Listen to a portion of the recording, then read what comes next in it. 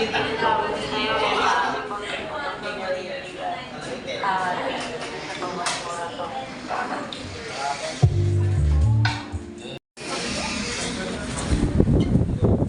sa mga gusto pa mag-selfie dito, may pwede pa. Okay? Pwede pa. Selfie kayo. Para meron nyo meron kayong mileage mamaya.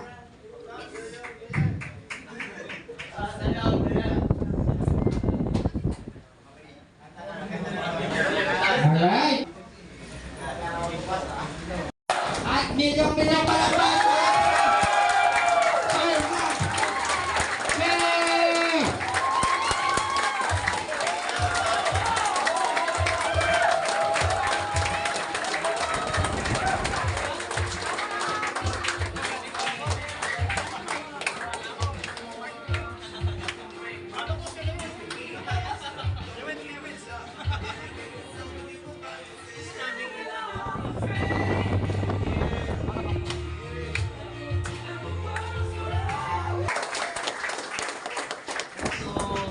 Yay! Yung energy pala dito? Sino yung mga first time na ako nakita? Pasok ko eh. Ayan, huwag kayo mag-alala. First time ko lang rin kayo nakita. Ayan. Kailan pa ako last na nag-talk dito? Last year pa, no? Tagal na. October ba? Parang ganun, tagal na last year eh, di ba? So, sino yung mga, may mga ano ba? May mga hindi pa member, taas na kamay. Wala. Lahat member na. Ayan, so, meron pa, okay. Palakpakan naman natin, syempre. Invest natin dito.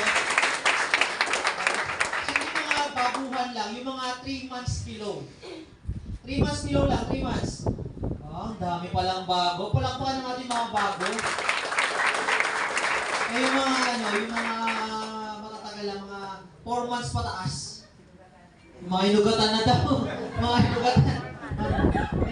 Nakakatuwa kasi karamihan na nandito, puro mga kabataan, di ba? Yes! Kaya mag-alala, di naman nagkakalayo yung edad natin, di ba?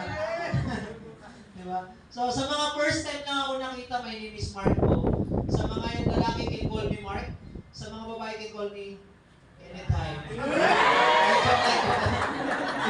Taga-ano ako, taga Manila. May taga Manila ba dito? Wala. Nakapunta na sa Manila? Yes! Nakarinig ng Manila? Yes! Paano nagkakaintindihan tayo?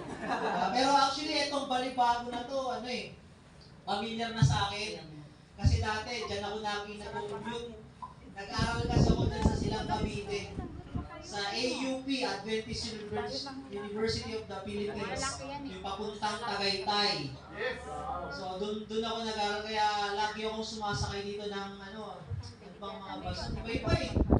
May Skytran, may JB, mga bus na yun. Basta yun.